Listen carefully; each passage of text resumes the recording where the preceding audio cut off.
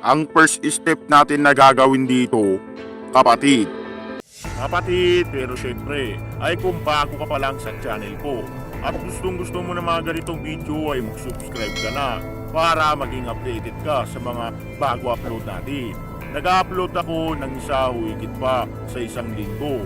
At kung meron ka naman ipasaliksik ay mag-comment ka lamang sa ibaba ng video ito.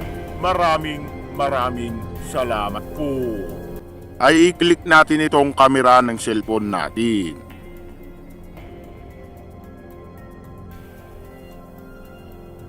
And then, once na nakaganyan ang camera ninyo, may makikita kayong parang dot dito na tatlo. Ayan po. And then, ang gagawin ninyo dito ay hindi ninyo pipindutin yan. Gaganon ninyo ito, swipe ninyo pa ganun. Pa ganun po. And then, may makikita kayo dito ang storage location sa settings ng camera ng cellphone natin. So, sa akin kasi, ang nakaano dito, storage location. So, SD card po yan. Makikita po ninyo. Ayun po, yung nakadrawing. SD card. And then, kung gusto nyo naman sa storage ng cellphone talaga ninyo, iganyan ninyo, matik na makikita ninyo ang cellphone na nakadrawing. So, ako kasi, full storage na ako. Kaya, nilalagay ko na lang sa SD card ng location ko. So ganyan po, storage location ng SD card po yung akin.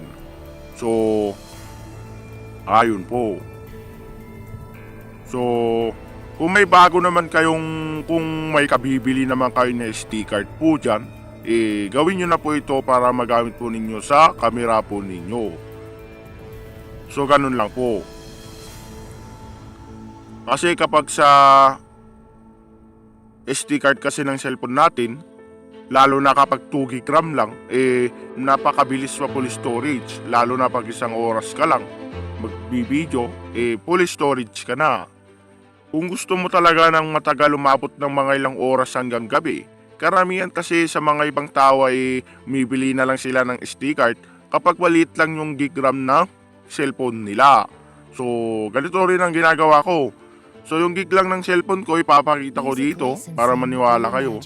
Yung gig ng cellphone ko is maliit lang. Wait lang, nasan dito yung ano? Wait lang.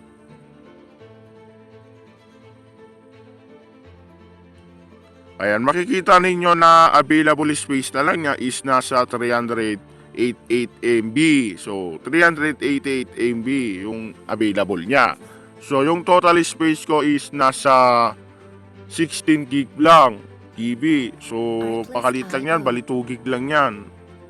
So tara dito sa file manager para makita ninyo yung ano ko. So ito yung phone storage ko is nasa 388 na lang. So 2 gig lang kasi ito And then yung SD card ko is nasa 11.26 gig. So malaki pa yan, 11,000 gig pa yan. So papakita ko sa lahat yung information ng cellphone ko. Old phone na itong cellphone ko pero okay naman siya, kaibigan.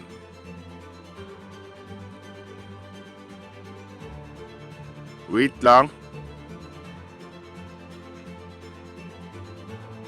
So yan yung model ng cellphone ko.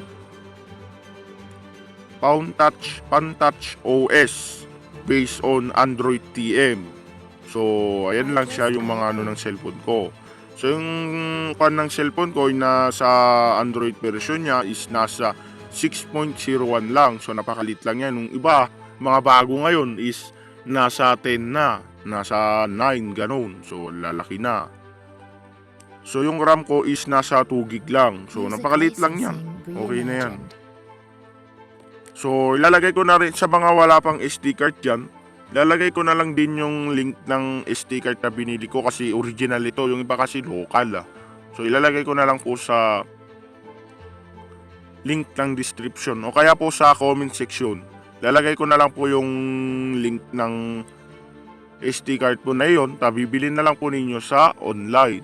Kung wala pa po kayong ganun. Wala pa po kayong SD card. So ilalagay ko na lang po sa comment section or kaya sa description para po makabili na rin po kayo ng SD card po ninyo sa online Bali 3 days po yon kapag darating na. So, hanggang dito na lang po natatapos itong video na ito. Kung nagustuhan po ninyo, pa-like and share naman po.